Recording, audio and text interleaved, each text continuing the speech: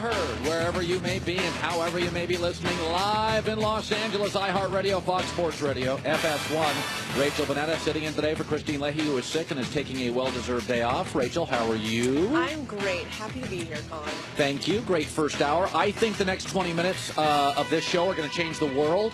Whoa. I have the greatest. Hot take. I'm kind of overhyping it. I'm going to show you something in 15 minutes, and I'm going to be very vulnerable, and you're all going to crush me. But I absolutely believe it, and you're going to crush me. So if you don't even like me now, just come back in 15 minutes and crush me, because I got a theory on something, and my staff is looking it up right now, and they're getting video on it, and I know I'm right, and I felt this, and I'm going to be totally vulnerable in 15 minutes, but I want to start with this. So Roger Goodell came on the show yesterday. The NFL commissioner gave us 15 minutes. We asked him a bunch of different questions, and one of my questions was, listen, man, if you have to explain the joke's not funny. If you have to explain the end of the movie's not good. Too often when I watch football games, I don't understand what a catch and what a catch is and what a catch is not. And I asked the commissioner, I said, are you guys going to tweak this catch rule? And here's what he said. I'm not just somewhat concerned. I am concerned. We just had 5 Hall of Fame receivers and several coaches come in just 2 weeks ago to focus on the catch-no-catch rule. I think here you might have clarity in a large element of it, but then what happens is it's not the rule that people really want. Right. And one of our Hall of Fame receivers said it well to me when we looked at this a couple of years ago. Fans want catches. They do, okay? And for me, I understand what the rule is, but they talk too much about the process. I don't give a rip about the process. You know, I don't care how the sausage is made. Give me the sausage. Okay, it's like you ever go to a restaurant, you walk in, they got the glass so you can watch the chefs cook, and that's great if you go to culinary school. Just give me the food. I don't care. I don't want to watch it being made. And they talk about the process all the time. Even Al Riveron, who's the guy now running the officials, even he's confused. He talks about that New England-Pittsburgh play, which was not a catch, and listen to what he says talking about this that's not a catch. As we can see here, Roethlisberger completes a pass to James, What? and James is going to the ground as he reaches the goal line. And that's the key here. He is going to the ground. By rule, to complete the process of the catch, he must survive the ground. And by that, we mean blah, blah, blah. Did you notice what he said? All right, they complete the pass. Yeah, that means that would be a catch. Like even the guy who runs the officials, he called it, the catch, the pass, the catch. Like, so it's too confusing. Chris Carter was on First Things First. By the way, the NFL commissioner asks Chris Carter. Chris Carter's one of the guys that the commissioner brings in when he talks about Hall of Fame receivers that's trying to define what a catch is. Here's what Chris said this morning. Now, we also know that technology, even though it is our friend, it hurts in the replay because it reveals so much in so many slow frames that it's really hard for a guy in real time, a referee, to get, because he doesn't have that look. He's making it right now. It's a bang-bang play, and the refs are doing a better job of it. But I think some of the verbiage, some of the language will be changed, and I believe as far as surviving the ground, that will probably be the biggest difference in the new rule change. Now, I said this yesterday. You can go ahead and make fun of me, but I used a mint. And my example is that everybody understands what a catch is except the NFL. On Speak for Yourself yesterday, I made this example, which I think was brilliant. This is a mint, right? Okay, it's a mint, all right? I'm going to toss this to Tony Gonzalez. Now, watch this. Is that a catch? Of course. Oh. So if Tony simply catches it, it's a catch. But in the NFL, that's not a catch. Because if Tony actually went to put this in his mouth and it dropped out before it got to his mouth, it wouldn't be a catch. It wouldn't be. It would be worthless, and it shouldn't be taken away. That is the greatest mint example in the history of television. One of the mint is to put it in your mouth. That was a catch. So that is my point. That was brilliant television. The point being, if I threw a mint to you and you grabbed it, you'd go, nice catch. But in the NFL, it's not a catch. No, they want you to complete it. That makes it a catch. And my point is, no. The catch is made, and then in the NFL, I don't give a rip. If you have it and you have the mint and 2 feet down, what happens after that, the catch is over. Now we go to you extending the play. That's what the NFL says. That it's not just catching the mint. You have to open the package, put it in your mouth, and that right there completes, that's the process. And that's a bunch of crap. That's a delicious mint. You've managed to talk about mints 2 days in a row. I think we need a new sponsorship. The entire mint industry owes me a huge debt of gratitude. It's genius. Let's bring on a former #1 pick. I am so glad I have Kenyon Martin on today because Blake Griffin's no longer a Clipper. And I got no problem with Blake Griffin. And I love me some Kmart. But I've been saying this for years. There are certain guys in the NBA that are talented. Yeah. But they don't necessarily make teammates better. They're not necessarily difficult to defend. They look good in the highlights. And they're athletic. Okay, you played on a Clipper team. You've had to go to practice and face Blake Griffin. So just tell me straight out, was he hard to defend? For me personally, no. Okay, why? I'm a defensive guy. I know tendencies. I know things you can do, can't do. So I'm going to force you to do those things. That's why I was the same way when I played against him. It was the same way. Hell of an athlete, great talent. Yeah, no dispute there. But no, for me, it wasn't the most difficult person to guard. But he gave other people fits. Why didn't he give you fits? Because you actually do homework and you're physical. Yeah, all of the above. All the intangibles that people don't see. Okay, so this is my point. For veteran smart players, should be noted, that's who ends up in the playoffs. Yeah. Okay. You can win a lot of regular season games. Teams aren't rested. Good matchups. Playoff basketball is about facing guys like you who watch tapes. By the way, you got to play the same guys every night. There's no tricks. Do your homework. And to you, Blake Griffin was a guy that you didn't struggle to defend. Yeah, because like I said, I could force him to do things that I wanted him to do and take the shots that I wanted him to take. Rather than you guarding a guy like, just call it like Tim Duncan or Dirk, where you can prepare for one thing and they can give you a different look. You can guard them a certain way. They're going to make tough shots. They're going to get it off.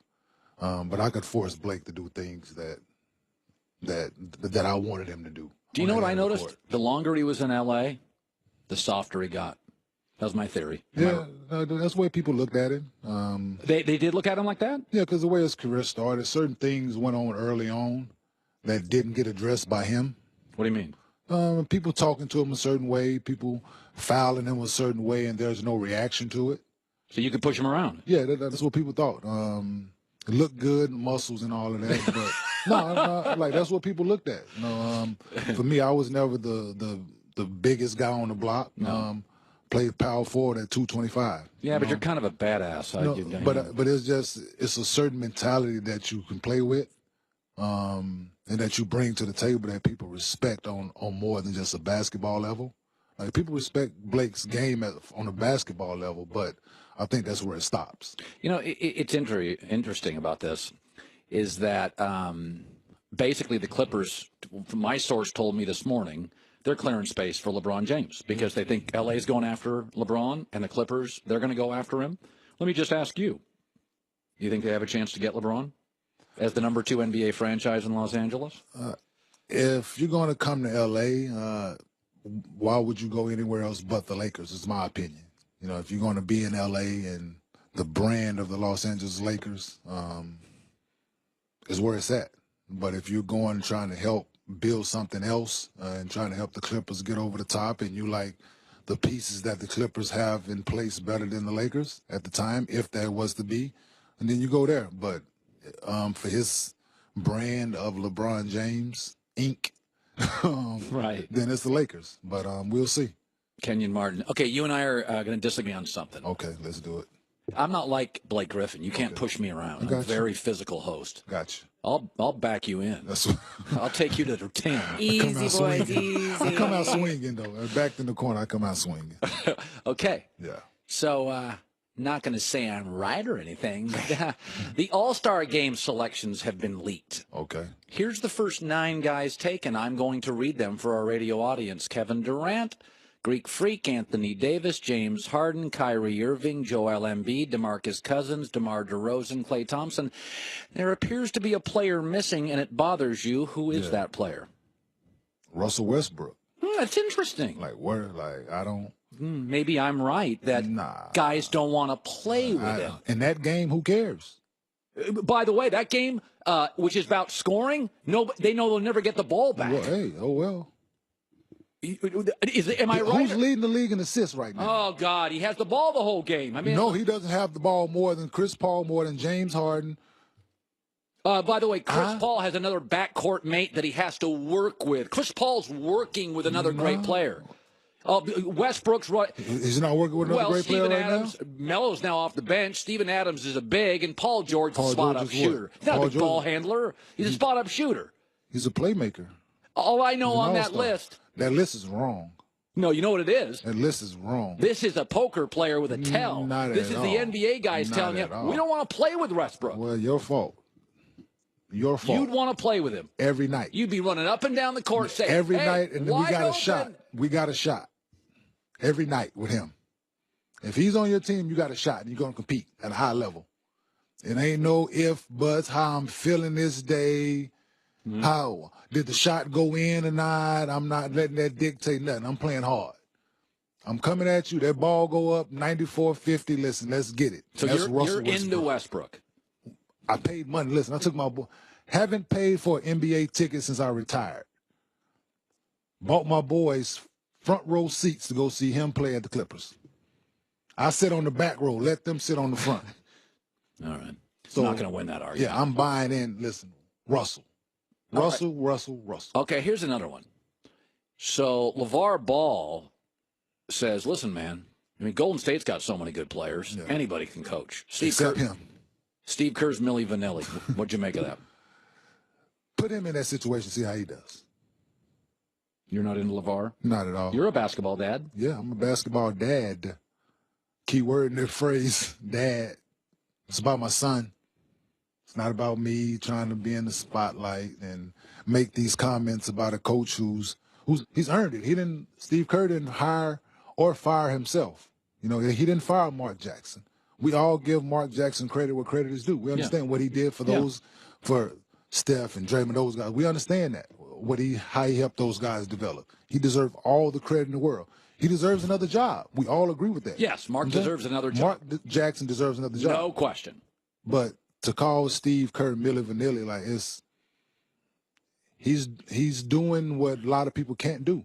He's getting guys to buy in, superstars, guys with huge egos, making more money than he is, to buy into a way that he's won championships with as a player and as a coach with San Antonio. So he understands what it takes to win. So you think the fact that he has to deal with egos is a big part of it? I think so.